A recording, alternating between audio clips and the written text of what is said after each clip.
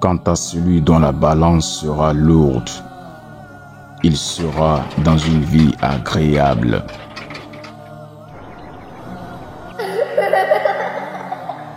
Et quant à celui dont la balance sera légère, sa mère destination est un abîme très profond.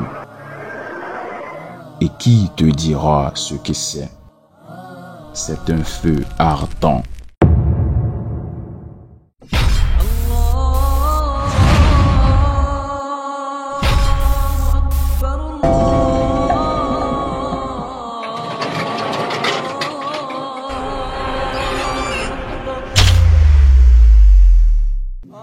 Lorsque chaque personne sera jugée et que justice sera faite entre chaque personne, Allah subhanahu wa ta'ala établira pour toute l'humanité entière une balance immense afin qu'elle pèse les actions comme Allah subhanahu wa ta'ala le dit dans le Coran, dans la sourate Al-Anbiya.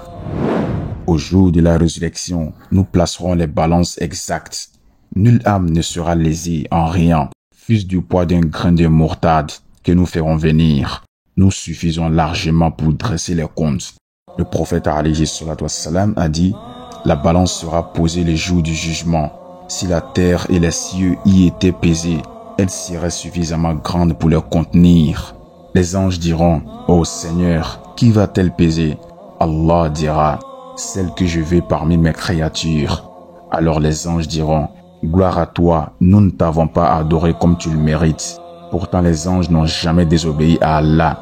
Ils ont adoré Allah pendant des milliers d'années. Malgré cela, ils diront: gloire à toi, nous ne t'avons pas adoré à ta juste valeur.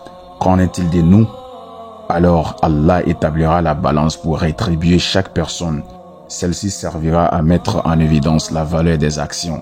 Elle a deux véritables plateaux et également une langue dont seul Allah Azza wa Jal en connaît le comment. Seul Allah connaît à quoi elle ressemble. Cette balance pèsera trois choses, à savoir les actions, les feuillets sur lesquels sont inscrites les actions et l'individu lui-même. Mais cette règle ne s'appliquera pas sur tout le monde. Les actes de certaines personnes seront pesés, d'autres leurs feuillets qui contiennent leurs actes, d'autres encore eux-mêmes et d'autres ne passeront même pas par cette étape-là. Alors celui dont les bonnes actions pèseront lourdes sur la balance sera rétribué avec le paradis. Et celui dont les mauvaises actions pèseront lourdes sur la balance, sa destination sera l'enfer, qu'Allah nous en préserve. Personne ne sera lésé. Un atome de bien ou de mal sera pesé, comme Allah le dit dans la sourate Al-Zalzala.